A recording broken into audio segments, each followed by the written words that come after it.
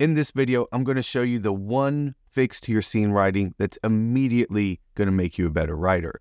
It's going to keep you from rambly, vague scenes that don't ever really go anywhere, and it's going to make sure that your readers stay engaged the whole time. In our workshops, I see this problem show up all the time. And the worst part about it is it causes lots of other problems. So if you can fix this one problem, it fixes a lot of things in your scene, and it automatically makes it more compelling and engaging for readers. So what is this one thing? Well, before I can get there, I have to go over a couple quick basics. First of all, stories are about change. Something has to change in your story, not just in the big macro telling of a full manuscript, but even in a single scene. Every single scene, something has to change. Something on Maslow's hierarchy of needs. So you have to have something shift from life to death, or death to life, or love to hate, hate to love, respect to disrespect, disrespect to respect. Somewhere in there, a value has to shift. Something has to change for the characters in the story. The way we write a great scene is by having our protagonists actively pursue their object of desire, and then things keep getting in the way.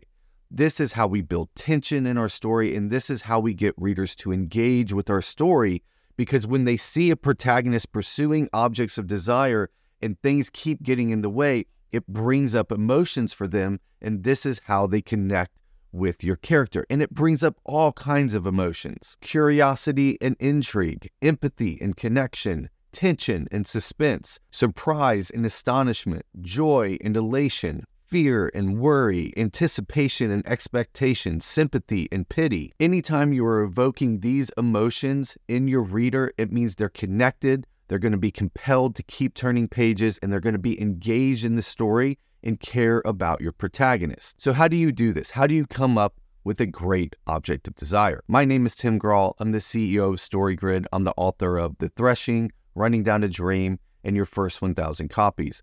My partner, Sean Coyne, is the creator and founder of StoryGrid, and everything that I teach here on this video and on the channel and at our website is based on his 30+ years of research, writing, and editing. Okay, so if so much rides on having a clear want, a clear object of desire for the protagonist in your scene, how do you come up with a good one?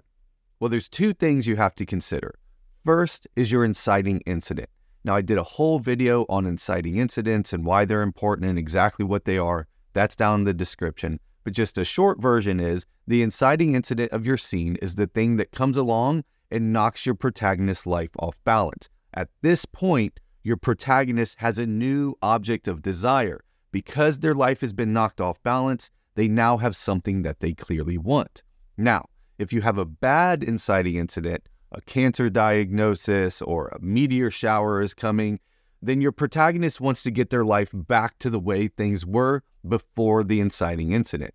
If it was a good inciting incident, a new love interest or a job offer, now that is the object of desire. That is the thing that they're going to be pursuing.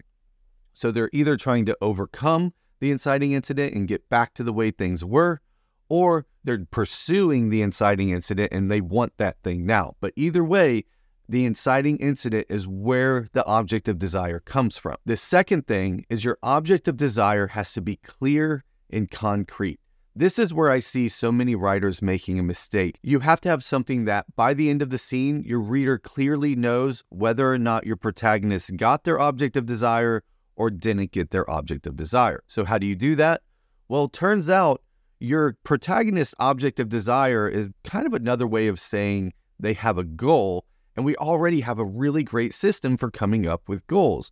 You've got to come up with SMART goals. So let's apply this idea of SMART goals, S-M-A-R-T, to our objects of desire and see if it helps us come up with really good, clear, concrete objects of desire for our characters. So first, your object of desire must be specific. The protagonist's desire or goal must be clearly defined, and the goal must be explicit, whether it's to solve a mystery, find the love of their life, whatever it is, it has to be something very explicit and specific. If I ask 10 people that read your scene, what the object of desire is, they should be able to tell me, and that it should all be the same. The second is measurable. The protagonist's progress towards the goal should be clearly observable. A bad object of desire would be something like to have a better relationship with my sister. There's no clear moment where we have switched from bad relationship to good relationship, and there's all kinds of a spectrum in between. But if I want to get my sister to say that she loves me, now that's measurable. If the sister said it, I got the object of desire. If the sister didn't say it, I didn't get the object of desire. So you have to make sure it's very measurable, that at the end of the scene, it's very clear whether or not the protagonist got what they wanted. The object of desire must be achievable. This has to be a realistic goal within the story's world. Even if it's fantasy or sci-fi, whatever it is, the object of desire needs to be attainable. Even if the reader starts to question if it's attainable, the character, the protagonist, needs to feel like this is actually something they can get. Otherwise, they wouldn't even pursue it. So it has to be something that the protagonist feels like is actually achievable. The object of desire must also be relevant. So the protagonist's goal must be relevant to the value in the story. We can't just have it be random. It has to fit within the whole world of the story. So the relevance is what makes the character's pursuit more compelling and the story more coherent and impactful. So you've got to keep that in mind, that the protagonist's object of desire must be relevant to the entire story. This last one is super important. It must be time-bound. There has to be some sort of deadline or sense of urgency around this object of desire. Your protagonist doesn't need to kind of want it one day. They need to get it right now. And that needs to build throughout the scene and throughout the entire story. So this adds pace and excitement to your story, keeping your readers invested. So to keep your readers engaged and turning pages, you have to have clear, concrete objects of desire. And those objects of desire have to arise out of the inciting incident for your scene. And you can't have vague, mushy objects of desire. They have to be smart objects of desire. So they have to be specific, measurable, achievable, relevant, and time-bound.